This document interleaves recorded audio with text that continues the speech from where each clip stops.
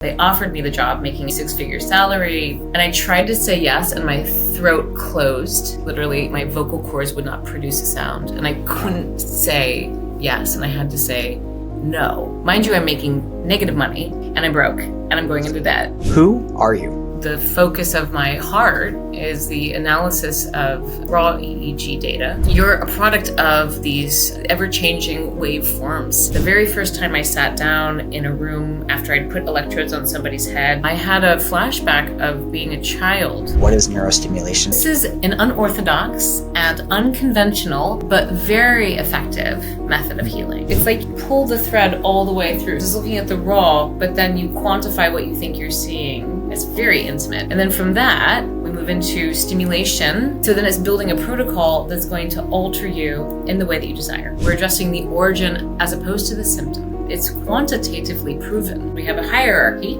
At the very top is something called ECT. We don't do that. To change the psychology of it is one thing, but if the physiology of it doesn't change, it will pull the psychology back. It's not like a drug. It's a cumulative go, and you start to know yourself differently. So we're not allowing you to go back to your old ways of being. I was in the room with her, and the whole room filled with light with this woman when she hit this note. And then she goes, look at my hands. My biology and my psychology are a perfect fit for each other. Why bother changing it if it's already a perfect fit? What a great question. Who are you? God, I mean, that's a question that I could answer in a lot of different ways. I think that in the sort of the utmost essence of it, I've incarnated into someone that's called Tiff Thompson in this particular iteration of existence, and my objective is to evolve to the highest potential that I can in this expression. But if I were to be a little bit more identity focused in the answer, I'm a professional. I've gained a lot of credentials. I run a clinic and I have an online school, and the focus of my heart is the analysis of raw EEG data. And from that raw data, you can decompose it and quantify it and look at it in all different kinds of translations, which is epic and beautiful. However, the seminal text of the data, there's something about it that is mystical and special. And so it's what I've poured myself into in this life professionally. And then the next piece of that is what do you do with the data when you're looking at it, when you have the individual and all their symptomology and all the data, what do you do? And so the method of addressing the issue at hand, whatever it may be, is largely neurostimulation and blended modalities of neurostimulation.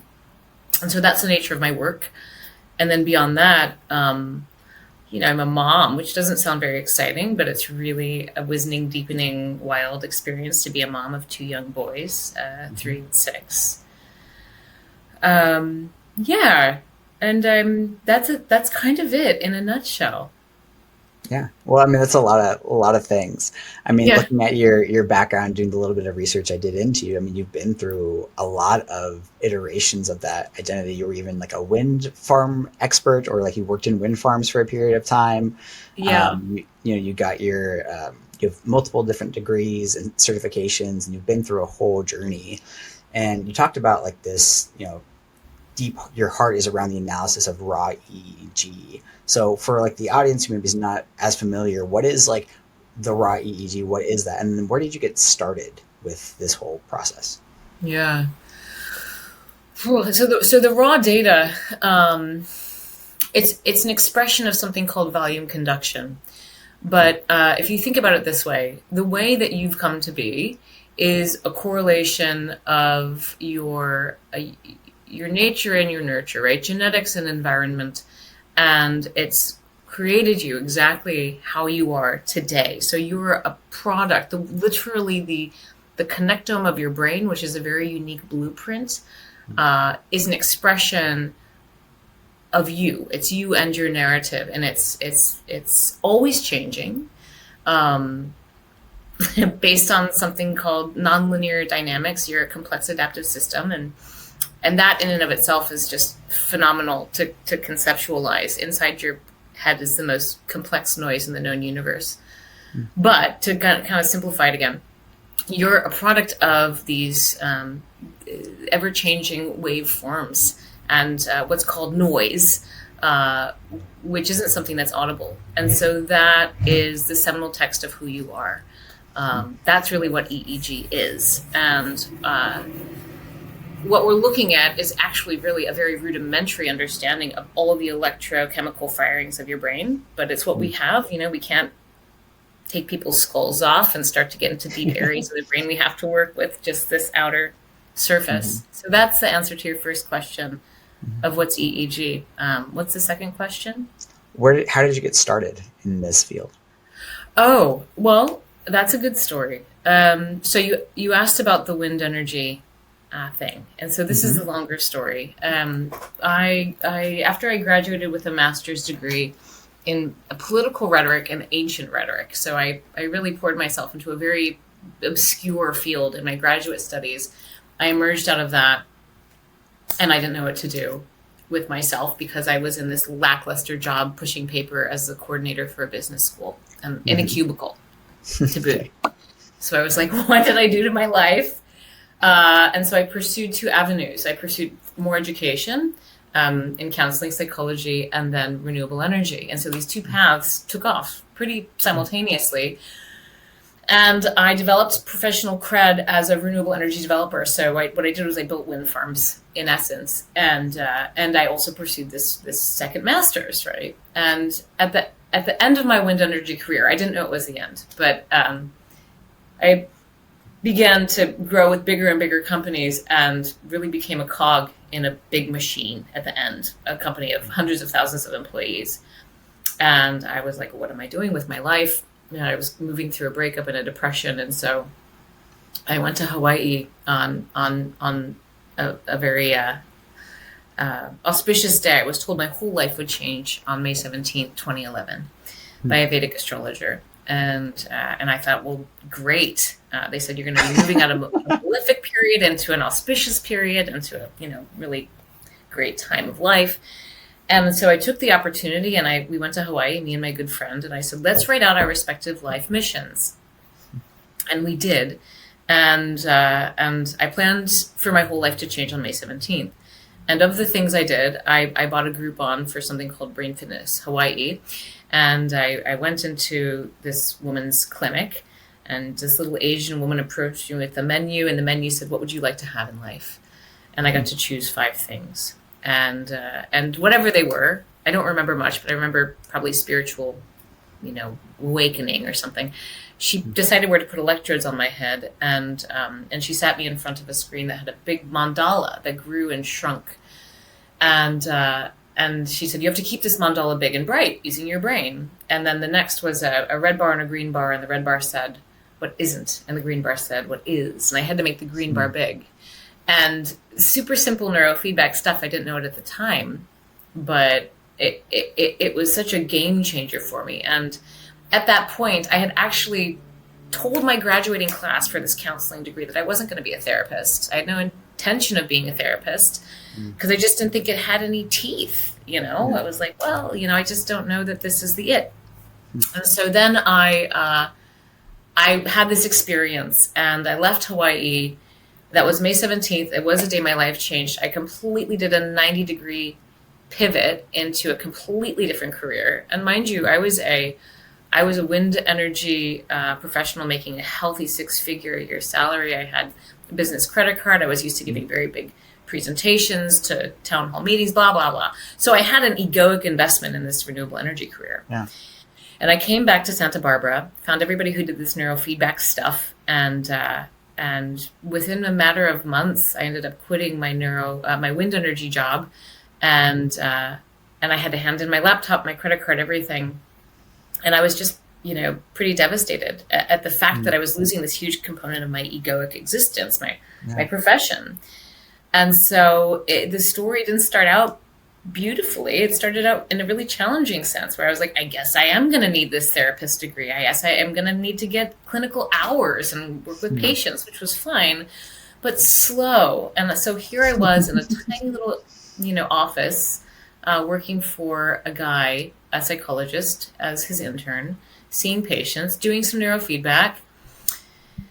And I ended up working shortly thereafter for a neurologist.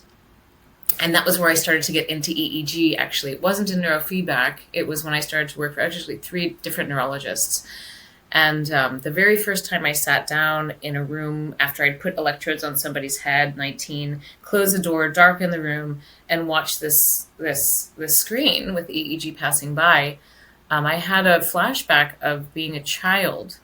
And recalling as a child that how neat it would be to read, the brain waves, like this sort of esoteric thing. And it was in an instant, as one, has these kinds of flashbacks. But it was very confirming, actually. Like, oh, like I was thinking about this a long time ago before I knew what it was. And so that was my introduction to EEG. That was my first meeting. Yeah. What was that like for you to have that like really heavy pivot? I mean, you touched on it a little bit with like having your ego kind of bundled up in like wind energy and that world, and to make that pivot, that's a really hard pivot that a lot of people maybe feel a calling towards something else. And then they're like, oh, hey, like I have this other thing that I don't even see a full clear pathway for yet, but I feel like it's the right thing. Like, what was it that, propelled you through that hurdle of going through it? I mean, you mentioned like not just loss of identity, but I'm sure loss of income initially, all of that kind of stuff that's bundled into that. Yeah, it was an incredibly brave and reckless act to a career of, it was only 5 years, but it was 5 years and I was doing pretty darn good. Well, it was hard. So I went into credit card debt. I accumulated a lot of debt. I felt like a phony for a while there. I remember I couldn't pay, my car payments. And so I stopped paying my car payments on my Mini Cooper. And I'd broken up with a boyfriend and I moved into this tiny little studio apartment. And I wasn't making any money initially because the guy who hired me, the psychologist, was asking me to pay him to learn from him because he was doing neurofeedback. So I was actually losing money. And he would get upset at, like, he wanted me to earn more, see more people. And so he was a challenging person to work for on a lot of levels. My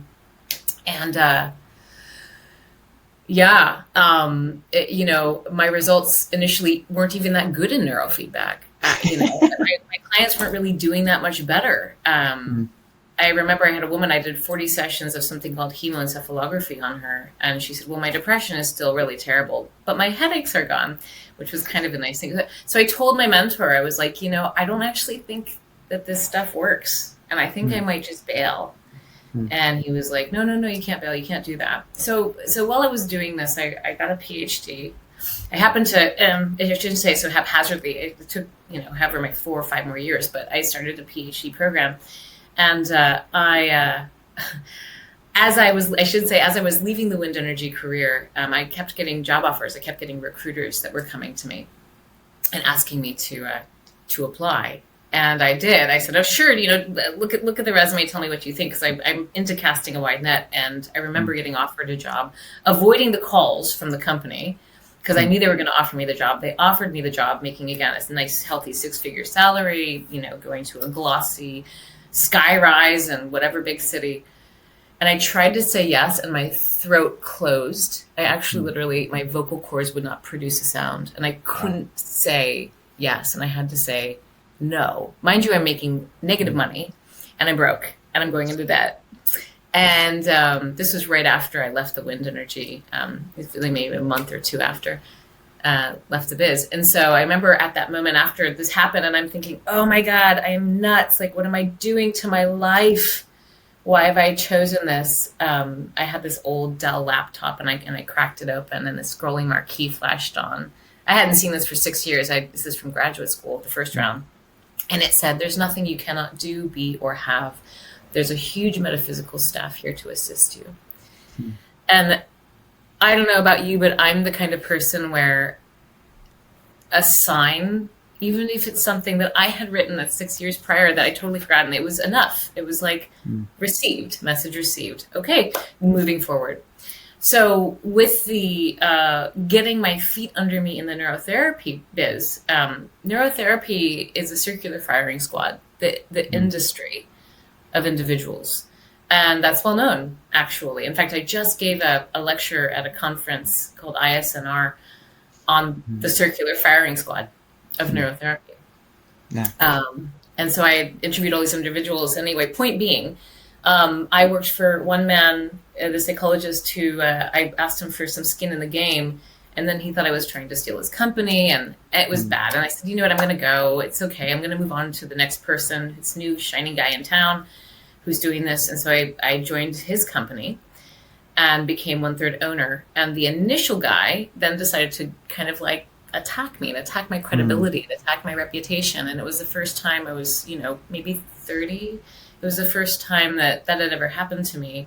And what happened was the second guy, I'm not sure what happened, what he heard, what was said. I have no idea. But the second guy who I'd formed a company with said, you know what, we're not, it was actually his wife, we're not really, you're not a third owner, you're more like 15% owner. And then I said, oh, you're actually like 0% owner.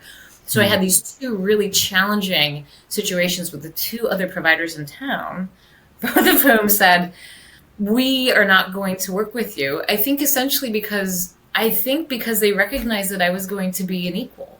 I really do. I think that that's really what it came down to, was like, whoa, she's going to want some ownership More. here. Yeah. And they were right. And so I started my company, in 2013, Gamma Jam Brainworks, which is now called Neurofield Neurotherapy, with my knees knocking. I mean, I was like, oh my God, what am I doing? And that was a hard, getting clients and getting marketing and advertising and licensing and all the permits and all the, all of the legal stuff and insurance. And anyway, so the story goes, here I am, however many years later, 12 years later. And it was such a good move to kind of jump the crevasse and kind of land not quite on the other side, maybe on the cliff face, like climbing my way back up. But had I not done that, I wouldn't be here. I wouldn't be here. Yeah. And my whole life is unfolded from this industry. My love life, my family life, all of it is a consequence. Yeah. Well, it's interesting because even whether it's like your throat closing or whether it's like literal doors closing from these other opportunities you had, it like all of that kind of brought you, it sounds like, into like what you ultimately loved and found your own like wheelhouse, where you wouldn't have maybe found the same things had you gone into partnership with some of these other people or down those other rabbit holes as well. Right. Yeah. I'm curious for you, because you talked about the firing squad, and like as somebody who has been in the neurofeedback space myself and has seen like a lot of different things and read the histories of it, like there is that kind of very interesting like tumultuousness. And I know you did just give that talk. I'm curious, like what is your insight about like why does it seem to happen, particularly in a space that seems so focused on healing people and seems to be so centered around like really clearly effective treatments and attractive modalities for helping people, even ones that help produce more equanimity and a sense of spirituality, and there's this wholeness, and yet it can kind of go in this other direction. Like, what is your insight or thought process around that? There's so many answers to that question. Because you're right, we're talking about human potential. We're talking about a higher expression of beingness, of self, and that's actually one lens of this field, and it's the kind of more sort of spiritual lens, and the beginning of the field, which is the late 1960s, early 1970s, that was the sort of the hippie spiritual type. And then there's the academics. And the academics were the other lens. And they were like, you must have data. You must have, the right kinds of studies, blah, blah, blah. And we have to prove its efficacy through science. And I suppose then, then at the time there was like military people. I mean, there was a whole other arm of it, which is like, we have to sort of like make the human very efficient through the use of this. But a lot of human behavior is driven by competition. which is just like a wildly fascinating topic to me, competition, because in a way I still experience its hooks in me sometimes. And I think whenever we experience discomfort, it's a calling to begin to pursue that avenue of our own growth. One of the reasons I don't like social media very much is because every once in a while something will come up that makes me feel a pang of competition. And I don't like that. I want to feel good about other humans. I really want to herald all the other humans and what they're doing. All of them. I mean, to the very best of my ability. So we're so inclined to say, I'm good and you're bad, I'm right and you're wrong. Or you're going to take the thing that I have. And so this idea of selfishness and greed and fear, I mean, really it's going to boil down to fear. Of I'm not going to get because you're going to get. And that's, that's jealousy and envy. And I could break those down. But what we're talking about when it comes to the field of neurofeedback is competition, a small field that doesn't have the chance to grow. Think of a plant with all these flowers blossoming. It's like the plants are getting picked and plucked. And so there's no real coherent, idea of who we are, except for I'm with this camp and we're not with that camp, and that camp stinks because this camp is right. So that's been endemic to the field. And it's been something of a cancer, unfortunately. It's kept us really small. And I trust the process. Like there's some reason for that. There's no reason to fight reality. But instead of the, Schadenfreude, which is getting pleasure out of other people's pain and suffering and misfortune, right? It's sort of, hey, it's what the bad guy does. Like, you're giddy that the other person isn't doing well. And that method of existing as a species is killing us. It's killing our planet. It's going to wreck us in the end. Yeah.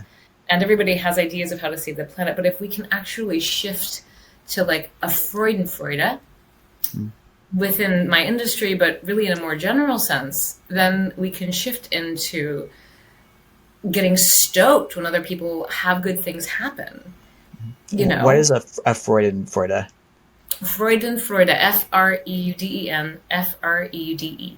So there's Schadenfreude and Freudenfreude. And I don't know the exact, it's a German word. I don't know the exact literal breakdown, but Freudenfreude is getting pleasure out of other people's successes, out of other people's victories, right? And the thing that's so beautiful about it is when it's genuine, it's a high.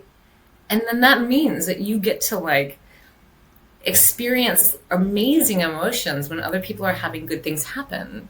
Yeah, it's kind of like compersion almost is what it sounds like. It's compersion. It's just like compersion. Yeah. And so, it was a sort of a long answer to your question, but I just think that's just like an absolutely necessary fundamental shift that has to occur. And I think that our field is just one little microcosm of it. Yeah. Yeah. What do you see as the way of moving to Freudenfreude, of moving to that sense of like compersion and interconnectedness? And like, I think I agree with you where I've interviewed, Dr. Othmer, I've had Jake Unkelman on, I've had Cynthia Kerson on, all of these different brilliant people who come from different lenses of this work and have seen tremendous things. I'm curious just from your own perspective, like what do you see it is that maybe can create that like cohesiveness or that like, not necessarily like a Unitarian belief, but like a sense of like moving forward together versus like disparate? I actually think it comes down to collapsing the aspects of our identities. And I don't mean, in a large sense, I suppose I mean literally the identity of like, Tiff, but that seems a little aggressive. And so this is how I recommend it's done. When you notice in life that someone, some situation, that you have an unpleasant emotion, right? Whether it's a discomfort, whether it's a jealousy, a disgust, a repulsion, irritability, whatever that feeling is, rage, whatever feeling it is, if it makes you feel not good, it's calling you to look towards it. And chances are good that somewhere within you that thing exists somehow. And that thing that exists in you somehow has an opposite. So we, in psyche, in the expression of psyche, are always working with polar opposites, as we are in physics, as we are in the electricity of the brain, as we are in gravity, as we are in, in really all things. We can break it down to a fundamental duality. And so when you start to move towards the thing that gives you the negative feeling, let's say it's jealousy, and so you're jealous of the person. So to move towards the person that you're jealous of, to start to collapse this experience of your edification of smallest self, you invite that person to dinner. So it's almost the move is almost always the opposite of what you want to do. And it doesn't have to be done in the moment, because that's incredibly hard. But that allows for the collapse of these itty bitty little complexes that make us identified beings. And so my answer, I think, is like, it's really honestly about evolution of self, but it's starting to take those discomforts as meaningful and as purposeful and as like little calling cards to begin to do, some deeper unraveling of self. Yeah. Small s self. Yeah. I mean, what I hear in that is like, when you're finding those pain points or those triggers or those jealousy, the envy, those kinds of pieces, is like, rather than simply creating a narrative about that person, about how bad or whatever it is that they are, like going into a place of like curiosity, right? And like going into a place of like, okay, hey, why do I feel this way? And I don't know about for you, but for me, often like the people that I feel that way a lot towards, often there's like something about myself that I do envy, and then like I wish that I was more comfortable saying outlandish things, if they're comfortable just expressing whatever their thoughts are off the top of my mind. And like, man, that person like needs to like tone it back. But part of it's like also this desire within myself to be, man, I wish I was more willing to just rock the boat, or whatever that was, Right. Yeah. Yep. One of the many ways in which it expresses. Yeah. So we're always creating our world. Yeah. We're always creating our world. I'm curious for you, like you mentioned kind of early on in this journey, like you wrote down like your mission statement while I think you were in Hawaii, and like kind of figuring out like what you were driven by. I'm curious, do you remember what that mission statement was? And do you know like why that propelled you so much seemingly into this field through all these hurdles? Because you even asked yourself, like, why are you doing this? Like, why were you doing this at that point? You seem so committed to this idea despite all of these other hurdles coming towards you. Right. Yeah. The idea of pursuing the neurotherapy career. Yeah. I remember the mission statement. I brainwashed myself with the mission statement. So I listened to it, I recorded it, and I listened to it ad nauseum, and I still have it, and I can tell you exactly where it is. Sure. I love that. Yeah. So, I have a little tiny closet in my house that I call my ashram. And there's nothing in it except for all of my, all the deities and saints and Ganeshas and mothers and babies and flowers and scents and my mission statement, actually. I have it up there. So it's a living document. And I actually highly, highly, highly, highly, highly recommend that everybody who wants to have a mission-driven life go for it. I have accomplished like 15% of the things I've put down. And it's not just like, I want to learn to play guitar kind of stuff. It's more. But anyway, I just think it was a really solid practice. Are you open to sharing like what some of that like mission statement is or was? You don't have to share all of it. Yeah, it's highly personal. It's actually one of those things that seems so sacred that to even like, I think one person has actually read it before. So I'm outside of myself. No, it's okay. Yeah. Because I visited my little ashram. But someday, maybe when I'm dead or getting to the end, I can do it, Okay. The why. What was that force that kept me moving forward? I have, I don't have a really good answer for that. I really don't. I would like to say I didn't have any fear, but that's not true. I was totally freaked out. I mean, Um, I think the signs themselves were strong enough. Particularly that moment where I received this message that there's nothing I can't do, be, or have. There's a huge staff to assist me. I had enough of these sort of numinous experiences, as Carl Jung would call it, numinous, that I felt really very edified. But it was kind of like, walking forward in the dark and you don't know if you're going to fall off a cliff's edge, but like, you just know that you're supposed to be doing this, period. So you're doing it. You just can't see what's coming next. And it's still the same, isn't it? It's probably the same for you, where you're walking forward. You know there's something that's pulling you forward. You don't know what's going to happen in the next year. You can't really see. You can't get that next piece of information that's going to make the story all the more meaningful. But you know that it's there, right? Yeah. I'm curious because one of the things that I've definitely done, I would say a lot of that of following these like synchronicities, or like these like moments, or whatever it is, where it just seems like the universe is like throwing you another cookie that, hey, you're going in the right direction, even if there is a ton of chaos, right? From a neurofeedback perspective, it's almost like getting that little like green light to come on, but just in the world. I'm curious because one of the things that I've definitely noticed and I've worked on a lot sort of this year is that like sometimes I can have that sign, and maybe it's like that doorway I think is opening that pulls me in a direction, right? And then it feels as if that like that thing closes. And then it's like, well, why was I pulled in this direction? Behind you or in front of you? Which, does it close behind you or does it close in front of you?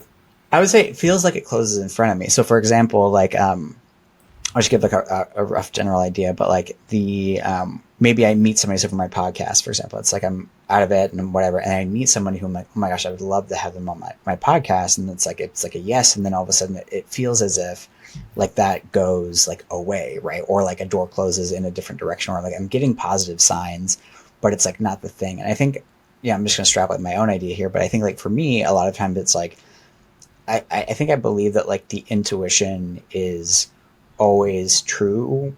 How do I say this? It's like your intuition is always true, but it's not always right. And so like that, like there's this idea of like this thing pulling you towards it, but like that thing that you're being pulled towards isn't necessarily the thing itself. It's just like what you're meant to be pulled towards in that moment that leads to the next thing. And so, I'm curious about that, because one of the things that I've done that like I've worked on not doing is not attaching to that thing that I'm pulled towards necessarily, but so trusting that that's like in the movement or moment. So I don't know. I'm curious about like if you resonate with that, or like your thoughts are on sort of like attaching to your idea of something. For example, I would imagine with you, like the business of working with those guys initially, where you're like, hey, cool, I'm like here, like I'm in the right place, I'm doing the right thing, I'm where I'm meant to be, and then something shifts. Yeah. I think that like my answer to that question will be different based upon like whatever you're asking me. I definitely think there's like a yes energy to stuff, right? I think sometimes there's like you might get chills. It might even be when just today I was listening to a song that felt really divinely inspired, and like this song, is like God was communicating directly with this person when they composed this song. So it's the chills, and it's the, it's the body, it's the clairsentience. Your system says yes. And then here's the way that I would answer this a bit differently given this stage. So just like our brain is a complex adaptive system, so is our experiencing self. And it's built out of nonlinearity, right? We are nonlinear beings, and we're working essentially with a divine chaos, a purposeful randomness that's leading the ship. And yes, there's, paths of least resistance, but things can break or change at any time. And those are called emergent properties. And sometimes like tectonic plates, things just give way, and you have criticality that will burst forth a whole new way of being. And so to doubt what is, to doubt what's happening, to doubt reality as it's unfolding, is to kind of doubt that divine play that's happening, that divine physical play that's happening. But we can influence it any time. We can influence it as well in the way that it goes, but we can't predict the way that it's going to go all the time, right? And so I guess in answer to sort of the bigger question, it's almost like accepting what is and then leaning into what is, whatever it might be, even if it sucks. Yeah. And not like being like, oh, complacent and, I don't know, you broke your foot, but you're not going to go to you just broke your foot and that's just going to be how it's not that you can't be proactive to change things thereafter, but as opposed to saying no to what is, which is just burnt up energy and resistance. It just creates more of the same in the conflict to it. What is it to say yes? What is it to say yes to the yucky parts of ourselves? What is it to say yes to the things that we push down, to all the exiled stuff, right? To all of that, the murky stuff of all of our traumas and all of our wounds. What is it to welcome that stuff, to the table and say, you too, you get to be here and you're okay and you get to exist. So approaching life from that perspective allows for me to take the flat tire on the side of the road is okay, flat tire education time, as opposed to kicking the tire and hurting my toe and cursing out, whatever, myself, the best of my ability. To the best of my ability, I should say. Of course, I'm not 100% true to that all the time, but I do very, very much try. Yeah. Yeah. Something you've mentioned a few times in this episode, and I've heard you talk about in other little pieces, is this idea of really accepting reality or accepting what is, not fighting what is. I think you even mentioned briefly with regard to politics, you're you don't look at it as a good or bad thing. It is what it is. It's just is currently what is happening. I'm curious, where did you develop that mindset? Where did you come to that understanding? Because I've never heard somebody extrapolate it in such a way consistently like you do. Oh, thanks. I think, yeah. I think I'm a consummate objectivist, meaning as opposed to being subjective. And it's funny, as I say it, I even see another side of my brain coming in. So, everything is relativistic. Everything is relative. Everything. You have $2 and you might be like, I'm totally broke. What am I going to do? Or you could have $2 and be like, oh my God, I've just immigrated from, the middle of sub-Saharan Africa. And I'm so lucky that there's so many ways to look at things. So that in and of itself just tells you that there's not a ground truth. We are working in a world of relativity. So then if you think about that, and then you pull way back and hold your own center of awareness as the most neutral point of relativity possible. I've never said it this way, but I guess that's how I would say it. Then you get to experience the world in a way where the homeless person on the street, it's not necessarily bad or wrong. It's not necessarily oh, poor them, I should go help them. Not that that would be a bad thing. You certainly can. But the acceptance of that just as it is, the allowing it to be, the not judging of it, the not criticizing it, but they're just oh, interesting life experience this person is having. And should you choose to intervene and be, a point of alteration in their path, things change permanently for both of you. And so that's a privilege to do that. But I think some of us feel we have to do that or we should do that. And I don't think that's the case. I think the world is really kind of very rich to just sit back and observe without the layers of the rights and the wrongs and the shoulds and the shunts, and the relativity of me, right? Who I am. Yeah. Was that something you have kind of always had ever since you kind of came into existence, as it were? Or is that something, was there a moment in time where that emergent property within yourself came about? That's an interesting question. Well, I think that every one of us could probably say this, but when you watch yourself evolve over time and you look over your shoulder at who you've been and you see the old trappings of the ego, I used to be really, really very image focused. A lot of my work in psychotherapy was around image stuff, literal physical image, because my mother was really, that was a big thing for all the females in my family, was to be pretty. So that was one of the pieces, and I don't want to dwell on that because there's plenty of others. But, I used to, for instance, think of myself as a hard T, in the Myers-Briggs ENTP. The T is thinker. I was 100% thinker. I was super logical, really prided myself on that. And then I moved over to a hard F, hard feeler. And so like just watching myself kind of like move through different scales. And when I talk about this collapse, it's like the 0 point. It's like that point of singularity from which we all spring forth, if you ask me. It's like the moment before the Big Bang, like you're that. Yeah. I think just the relativity of watching my own personal evolution has been interesting enough to like make me realize, oh, this right now, this 40-something-year-old expression, this is also just a passing aspect of being embodied, and I'm gonna get older, and I'm gonna age, and then I'm gonna die, and then I'm gonna die, and cool in a way, kind of crazy. How do I want to do that? How do I want to age? How do I want to be old? How do I want to die? I don't know if I went way off the rails there with that answer. No, that was great. Yeah. But yeah, we're going to keep on changing, you and me both, everybody else who might be listening. Well, you mentioned, I think even before we got on the podcast, like your emphasis in your heart around like spirituality. Like, do you, I guess, where does your spiritual journey begin for yourself? Begin? Was the word begin? Yeah. Where did my spiritual journey begin? I'll just start where I'm starting.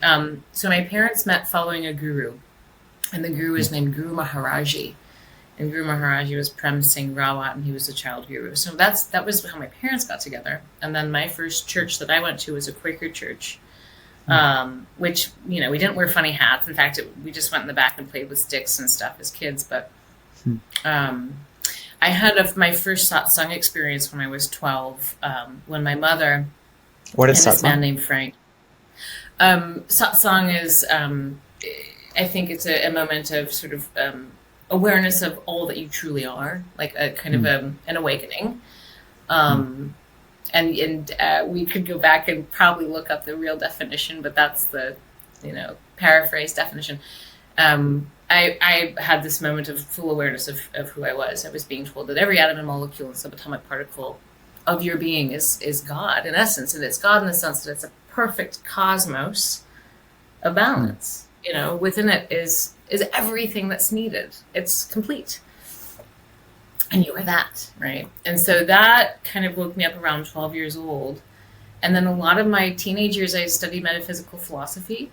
I was into, a lot of Ken Wilber, a lot of Alan Watts. More recently, I love Joseph Chilton Pearce. I just, the lives and teachings of the masters of the Far East, so on and so forth. There's just so much rich stuff. Paramahansa Yogananda. All these lives, and so that's a fascination, and I think it's actually pretty in vogue these days, which is super cool. That we're moving in that direction. Yeah, and I think that we are. I think that we are collectively moving in that direction of becoming more and more aware of what we're here to do and who we really are. Yeah. Great, beautiful.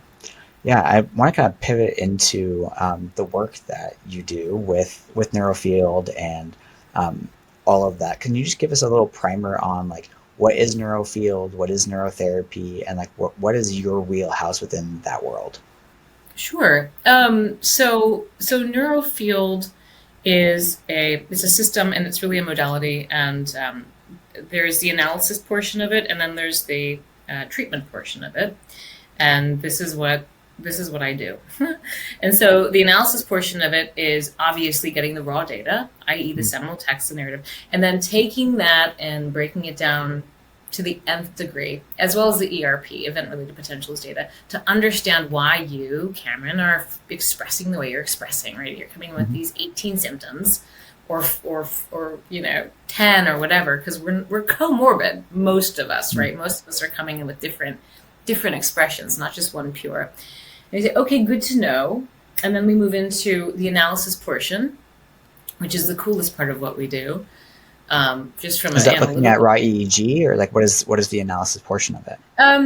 Yeah, I mean, when I teach this, it's like you pull the thread all the way through. So yes, it's looking at the raw, but then you quantify what you think you're seeing, and then or what you are seeing, hopefully, and then you can source what you're seeing, and you can look at the synchrony dynamics of what you're seeing, and a story evolves, like a story emerges about what is happening, and it's really lovely. I mean, it's like, yeah, you get to read the person through their data. It's very intimate.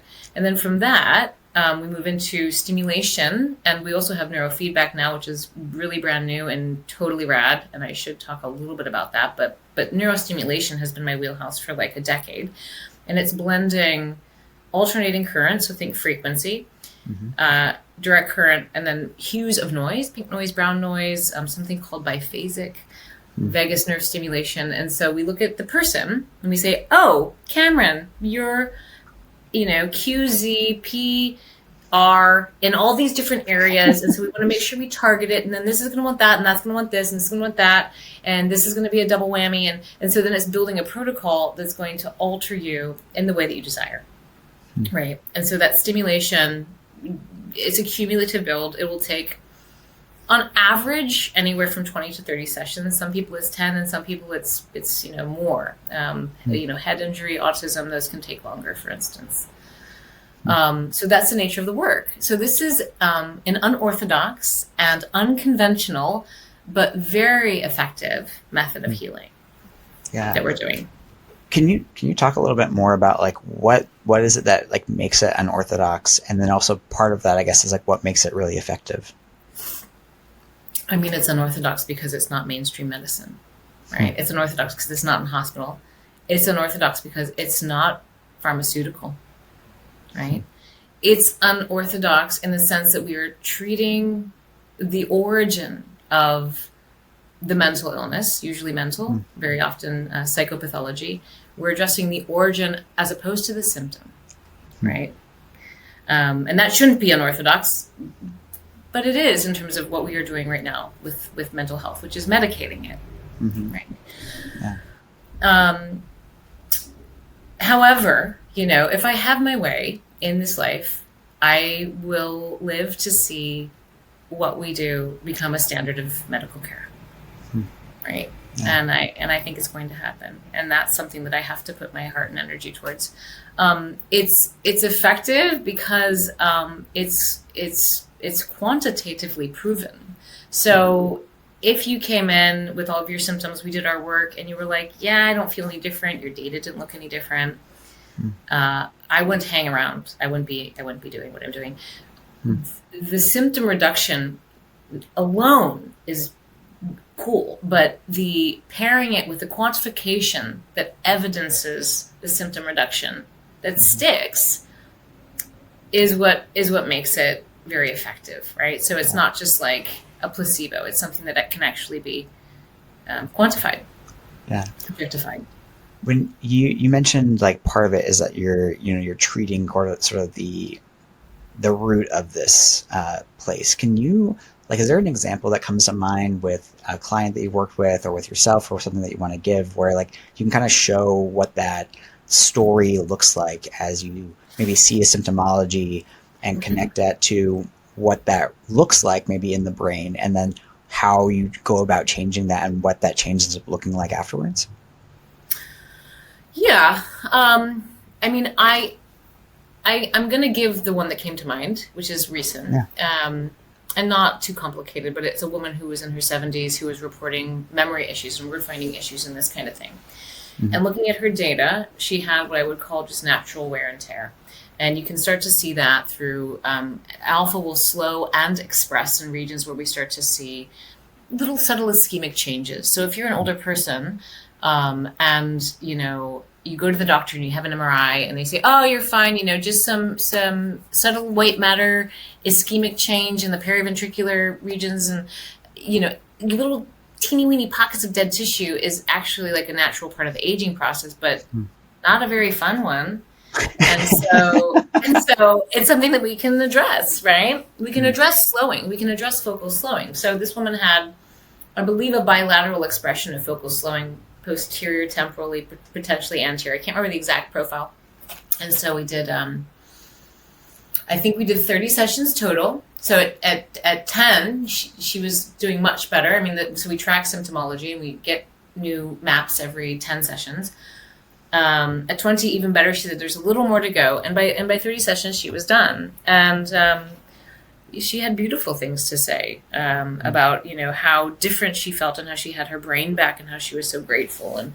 And without that, I wouldn't be able to do what I do. And I'm also, not like, patting myself super hard, because this is what my job is. You do your job. You just do your job. So it's like, cool, good. I'm glad you feel better. That's exactly what this exchange is all about.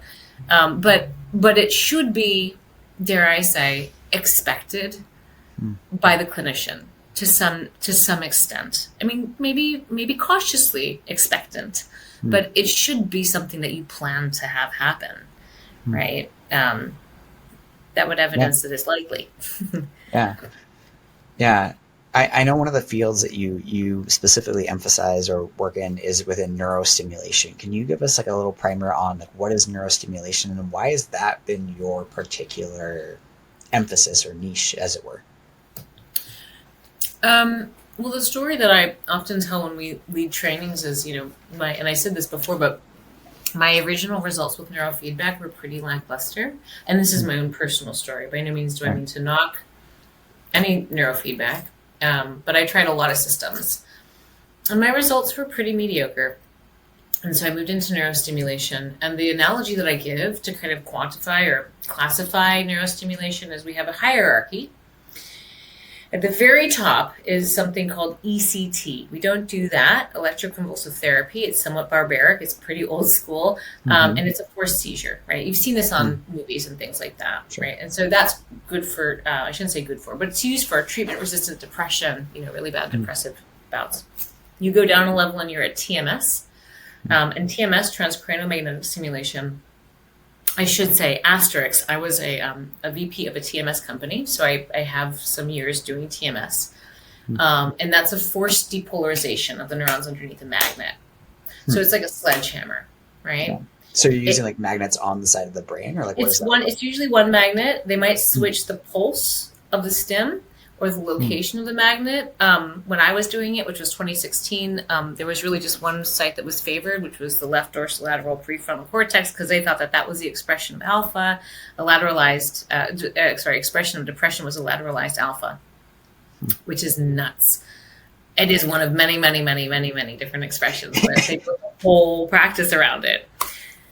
So you go down a level. So we have a stick of dynamite, we have a sledgehammer, you go down a level, and now we have an infinite bevy of tools of all different sorts, right? Just imagine in your mind's eye, like chisels and sanders and, curly cues and I don't know, all different kinds of things. So with that level, if you know what you're doing, which is kind of one of the missions here is to equip people to know what to do, then we can take the Cameron brain and we can beautifully meet it exactly where it is with exactly what it needs, because you are not cut and paste, right? You're a totally unique expression, as I was saying in the beginning with this idea that you are a product of nature and nurture, and there's no one like you, right? And you are here with a very specific purpose in terms of, in my opinion, what you need to learn in this incarnation. So to meet that, really, with exactly what we can do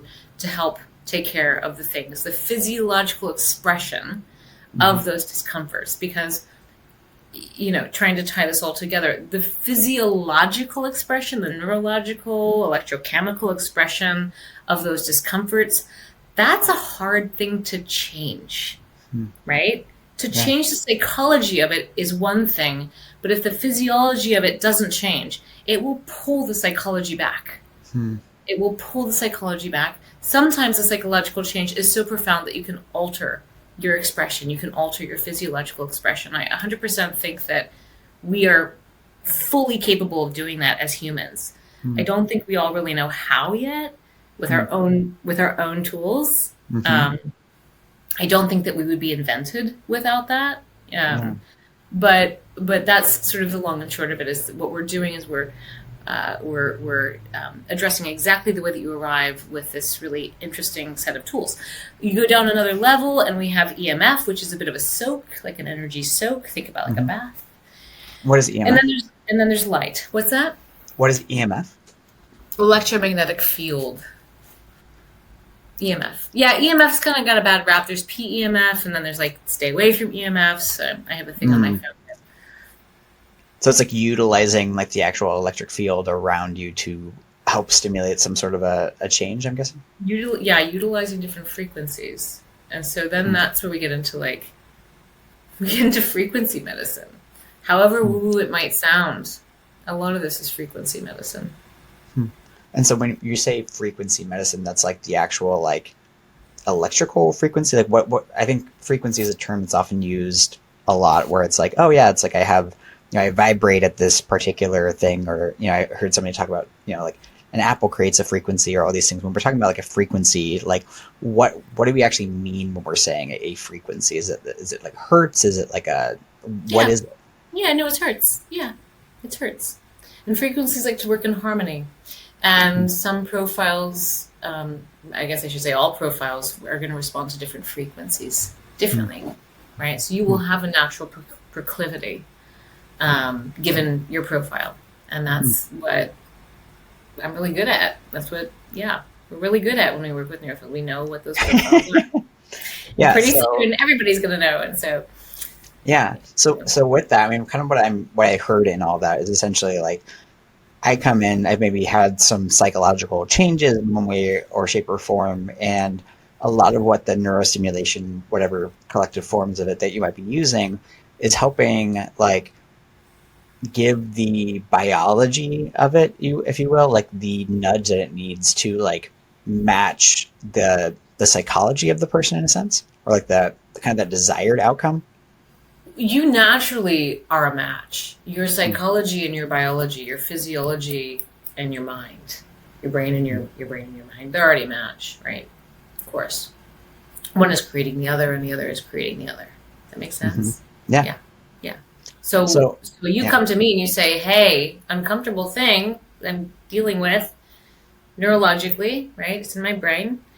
And my job is to fix it. I say, oh, that's the expression of it, because there's like 13 different expressions for anxiety, at least. Right now, I mean, when I get off the call with you, I'm remastering a series of talks I did on profiles.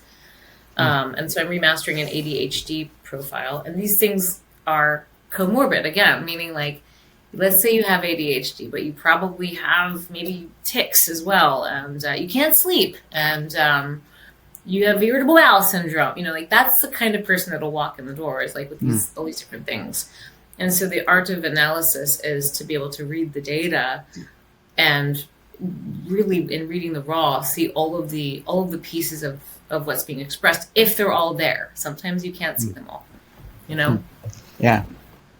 So I'm curious, like, from what you said, like if, my biology and my psychology are, a perfect fit for each other, for lack of a better way of phrasing this question, like why bother doing neurostimulation? Why bother changing it if it's already a perfect fit? Right. I said, what a great question. I mean, that is an interesting question. So if the person who felt that way, who was, dealing with stuff, suddenly like arrived at that conclusion, they would probably take care of their own issue like that, right? Because it is a point of acceptance to say, like, why? But the short answer to the why is because you're uncomfortable. Because you're uncomfortable and you're unhappy or whatever, right? That's why.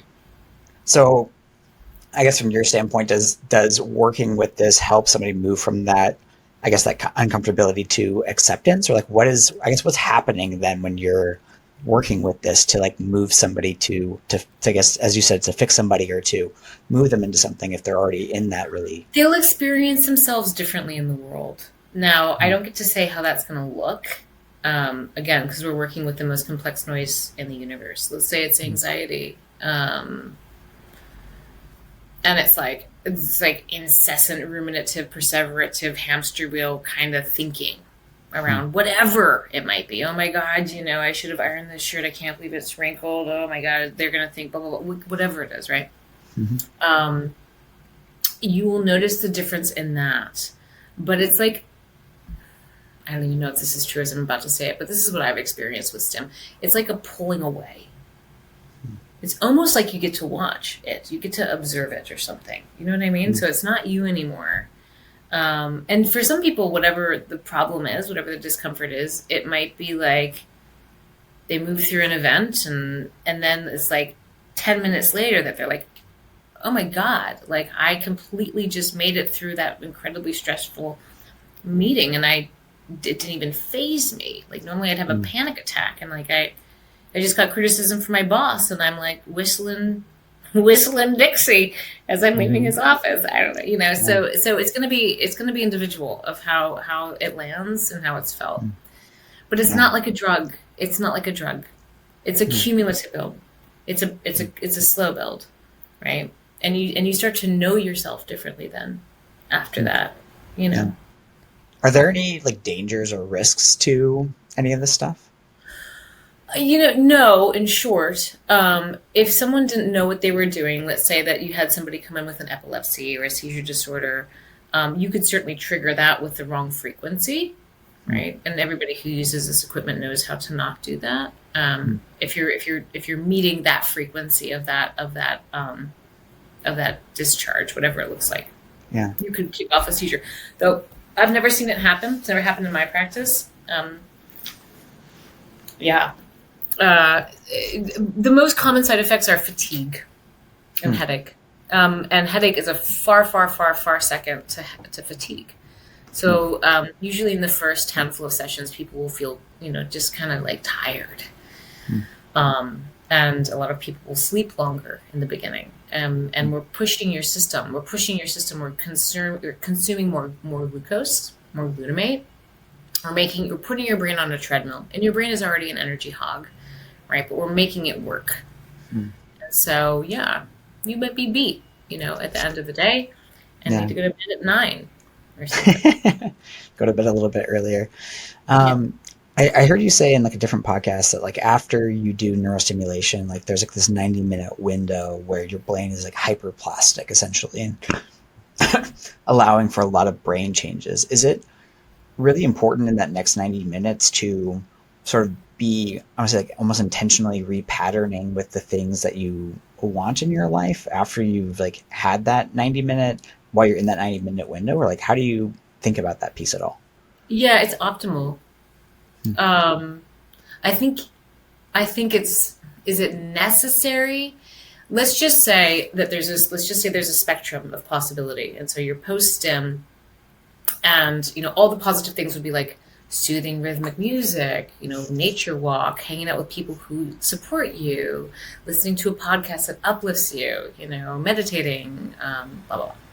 Okay. And then you go to the other side of the spectrum and it's like going home, getting into a fight with your partner, smoking cigarettes, like, getting Burger King, watching, Howard Stern or Rush Limbaugh or some like hate stuff. So you can really engage in the bad things, or you can engage in the good things, or you could answer your emails, which is fine, but you are plastic. You are plastic for 90 minutes. So, when I said a little while ago, I brainwashed myself with my life's purpose. Like, you can brainwash you. Like, at this point, like, what do you want? What do you want? What do you want to do? I don't know how many people really, really think about the answer to that question. What are you here to do? And that's a 90-minute window where the gains that you'll make in moving yourself towards those goals are far greater than they are otherwise. Yeah. Do you do anything with that with clients where like you have like a room for this 90-minute period where it's like, hey, you're going to pre-put like your vision board or like these other pieces of your life that you want really badly in there? The future. You're just going to sit there? Yeah, in the future we will. Sure. Yeah, we'll have all of it. Yeah. The other thing I've heard you mention is like, it sounds like a more recent shift of going from, I know a lot of neurotherapy traditionally is like, 2 to 4 sessions a week for 40 sessions or something of that nature. And you have started doing a lot more intensives and you've seen a lot more impact, I think you said, from that. Can you just talk about that? And like, why do you think these intensives are more impactful? And is there anything you're doing specifically you think to make that happen? Well, I think this applies to neurofeedback and neurostimulation, but we are creatures where there is a path of least resistance, and that's Hmm. particularly endemic to your brain and the way that it fires, right? And the old adage, what fires together wires together, is true.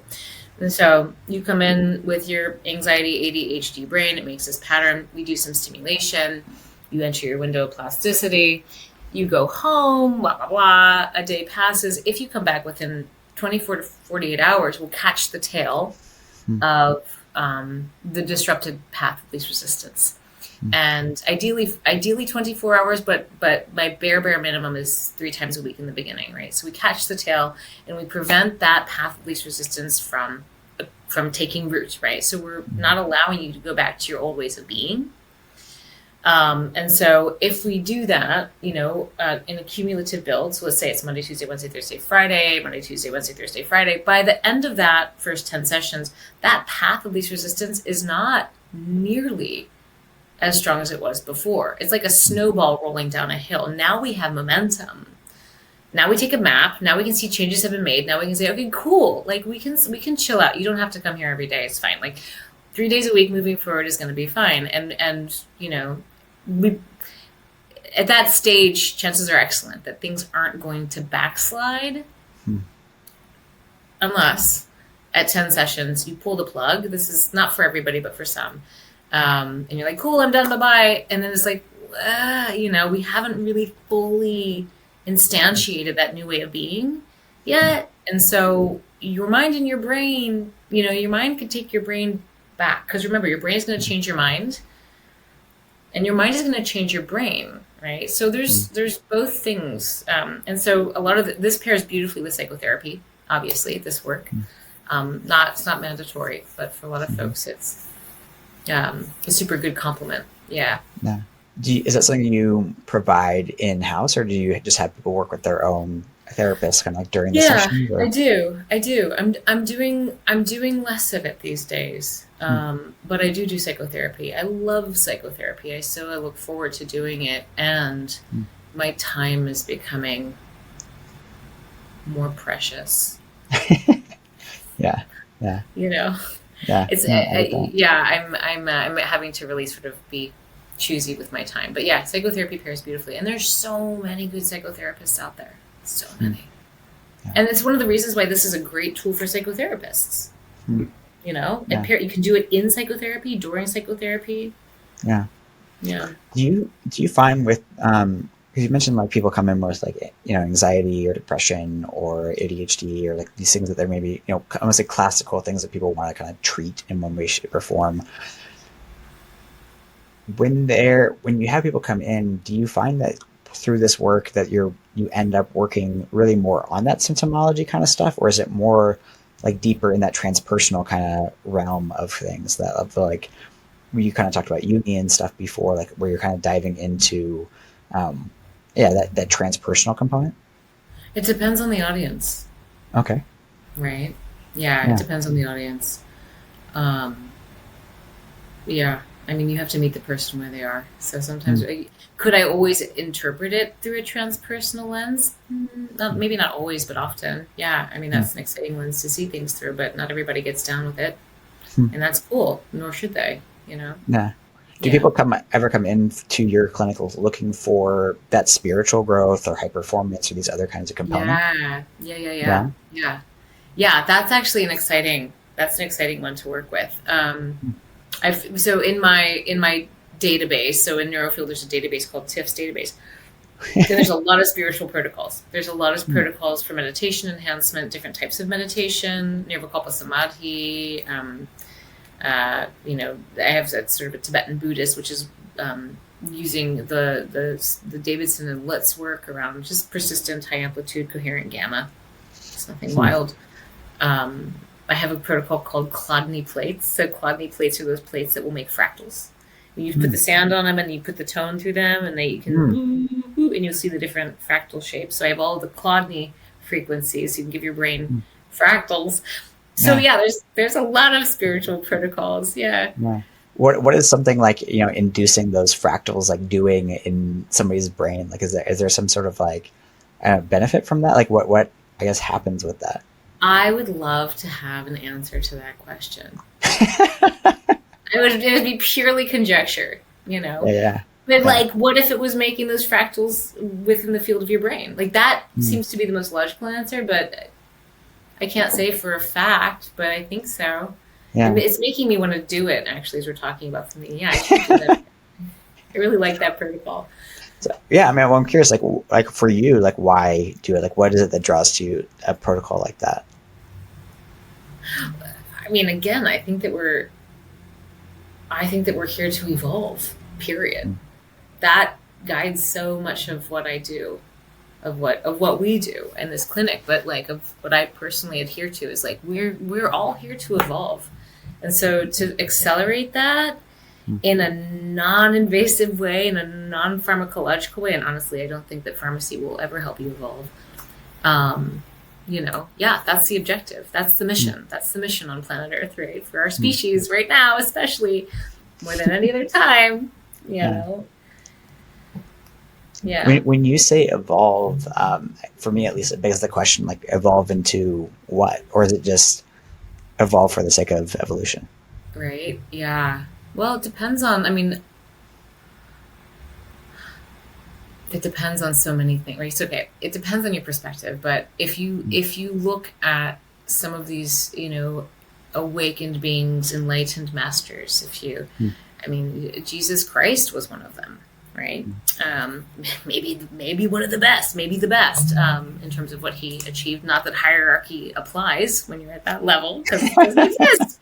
But at that stage, there isn't any fear, right? There mm, isn't there isn't that you contain within your beingness, your non-beingness as well, and you know it. And so, like, um, there isn't resistance, and I think that we have the capability to communicate with our minds. I think we have the ability to mm, walk on water. I think we have the ability to manifest food from the heavens. I mean, I really do think that we humans have the ability to create miracles on Earth. mm, I don't know anybody personally who is actively doing it, but it doesn't preclude that we can't. And mm, there's been a lot of writings.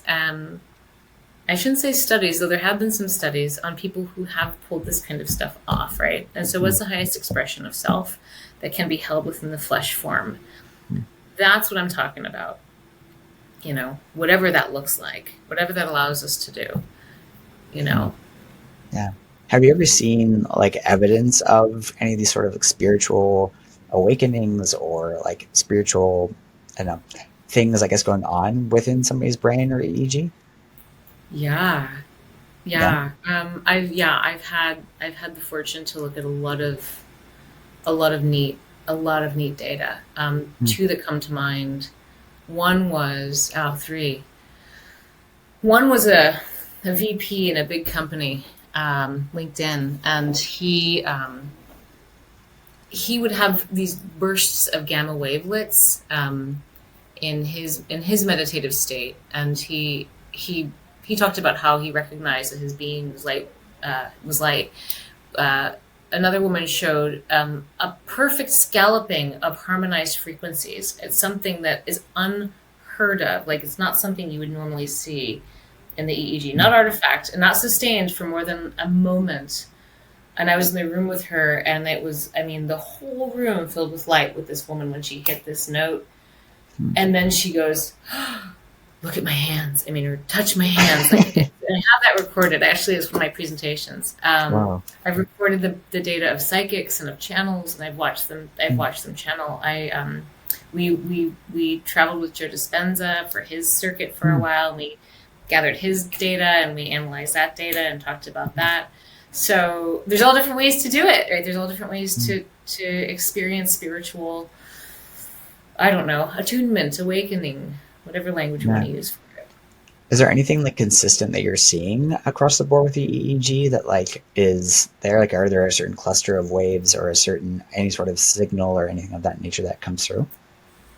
I wish I could say yes. Well, I know I don't wish I could say yes. No, I mean I've seen like I said generalized um, gamma content. I've seen epileptiform content. I mean I've seen Mm. like stuff that's like yo that's pretty abnormal, like poly spikes and like stuff that looks and it usually pairs with people shaking tremor aside in terms of the artifactual piece of it. Yeah. Um, I've seen Delta. I've seen a lot of Delta come through. Like you don't think about Mm. Delta except for deep dreamless sleep. But Mm. when I was working with this channel, who's really very famous, lot of Delta content in the Mm. data while actively channeling. Yeah, that's interesting. I had Dr. Andrew Hill on the show, and he was talking about he did um, a study on a couple of like active psychics, and he said the same thing for them was like when they were doing their sort of like psychic thing, like that their brain just produced a ton of delta actively while their eyes were open and everything, and it was like very interesting because to your point, that's the one that we associate mostly with deep sleep, and yet they were fully conscious and being able to like remember everything that happened and whatnot. Yeah, yeah, Yeah, yeah, yeah. yeah. Delta is the collective unconscious. And that's so my dissertation was on the breakdown of the psyche as you can see it through EEG. Hmm. And it's a theoretical interpretation. In fact, when I give this lecture, I kind of caveat it in the beginning by saying, like, please don't reduce EEG to just this, because you will Hmm. be like, failing as a clinician. But it's a beautiful psychoanalytic lens to look at the data through. And it goes as follows. Delta is the collective unconscious, right? It's 1 to 4 hertz. It's your mother's heart when you're in utero. It's ocean waves. It's this deep, primal, fundamental pull, drive, instincts, right, that we feel. And it's a collective. It unites us all, right? It's trans national and transcontinental and all that. Theta is the personal unconscious, your own trials, tribulations, traumas, tears, abuses, fears, repressions, suppressions, that which is unavailable to you right now in active conscious waking state. It can also hold, some good stuff, some light stuff, but it's largely the repository of more shadow content. Hmm. Above that is alpha, 9 to 12 or 8 to 12. And alpha is the bridge.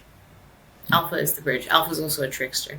But alpha is the bridge. And the bridge allows for the integration, the individuation, the movement of the unconscious content, right? Theta and delta. Alpha is the first conscious brainwave allowing for the movement of the unconscious content into beta, the ego, right? The egoic experience of self, the identified self, right?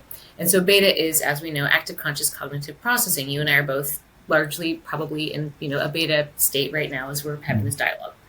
And so that is, almost the entire model of the psyche. And I'm, there's lots of little details that I'm not talking about. But the very top then is gamma. Gamma.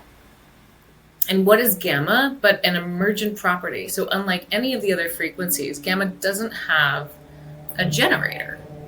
It arrives as if by magic, like a rainbow shows up when the sun and the rain come together. Like, whoa, how'd that happen? That's an emergent property. So when I was talking before about criticality, so that's what gamma is. And gamma arrives in bursts. It arrives in chirps. And so gamma is it's almost a completion. But in my dissertation, I talk about it as evidence of individuation, right? Evidence of that evolution of self within self. And so that's the model of the psyche broken down into EEG. Wow. You mentioned alpha as a trickster. Like, what makes alpha a trickster in your mind? It's such a trickster.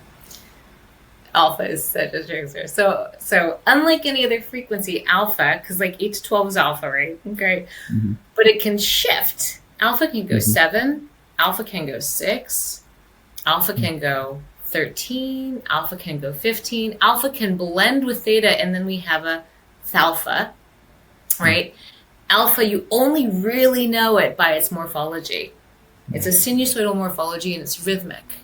That's how you know it's alpha, right? But I say it's a trickster because it skirts the bands. It doesn't play in lines, right? It cheats. And so if you're only looking at Q, EEG, if you're only looking at the quantitative version of the data, you're SOL.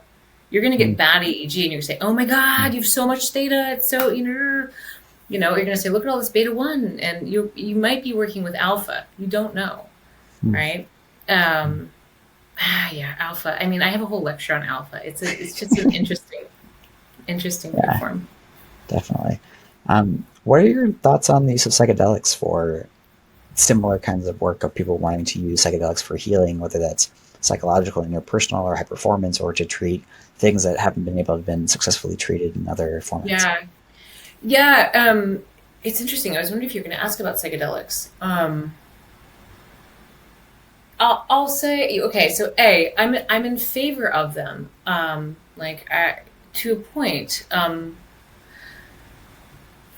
I think that if someone is at a place in their own personal work, their own personal evolution, where that's really going to open up some doors for them, it's spectacular. I think if they're not, or they're just like, hey, let's take some mushrooms, and no shade on that either. Like, why not? Have a microdose or what have you. But I think that people who are psychologically in a bad way, and they're not doing psychedelics correctly, they're not integrating psychedelics correctly, i.e. like post-psychedelic, like really doing the process and having a ceremony that's held, by someone who really knows how to hold a container. I think it can be a bad thing.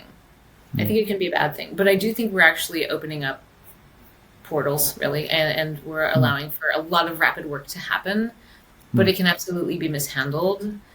And so I think in some, like, it really should be done intentionally, with guidance, should you need that. Yeah. So did I answer your question? Yeah, it was just kind of a general question of like what your overall thoughts are on the use of psychedelics. But what I heard in that was, I would say a lot of the traditional things, which is making sure that you're doing it with, I think, some sort of intention. Like somebody who's gone to a lot of festivals and done a lot of psychedelics in those spaces. And I think even with that, like, even if the intention is to like have a good time, I think it can be great to just be aware of what that intention is, and to then surrender to that journey, if you will. Yeah, for sure. I agree. I think it's, I think it's a far more common, different types of, I like to use entheogenics in place of psychedelics, because I think psychedelics, most people think of hallucinogenics, and hallucinogenics are like their own category. But then there's like serotonergics, and there's things like, Kana and sassafras, there's MDMA, there's, there's a whole world of all different kinds of modalities. And like, I don't know anybody that would go to a party and take ayahuasca, for instance. Like, that sounds like a nightmare. You know what I mean?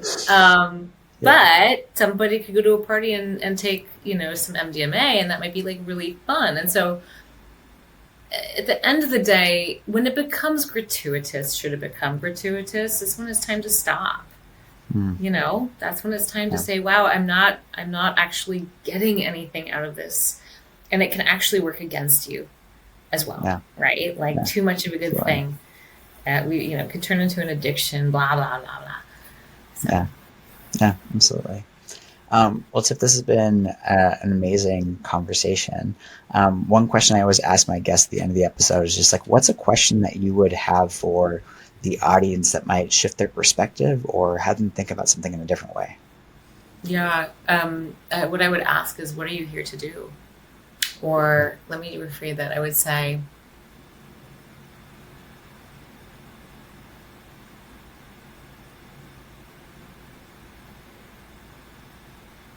there's a couple different questions, and I think it would depend on the person. It's variations on a theme. What are you here to do?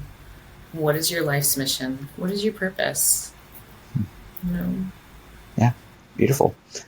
Tiff, if people want to find out more about you, or if you want to send them anywhere, where can they find out more about you? So School of Neurotherapy is the online school where I teach lots of things. So schoolofneurotherapy.com. Neurofield Neurotherapy is the clinic. And I don't know if people give out their emails. That might be a little bit too personal, but I can Mhm. certainly be reached through both of those avenues. Yeah. Yeah, my email and my cell phone, that's a thing. We can keep But, those private for sure. Yeah, there's enough yeah, to yeah. find on the websites and the They can Instagrams find and you if they everything. want that. Yeah. Yeah, perfect. Well, Tiff, again, this has just been a fantastic time, and yeah, thanks for coming on the show. We'll have to have you on again at some point. Yeah, Lovely. Thank you. Yeah. my Have pleasure. a nice day. You too.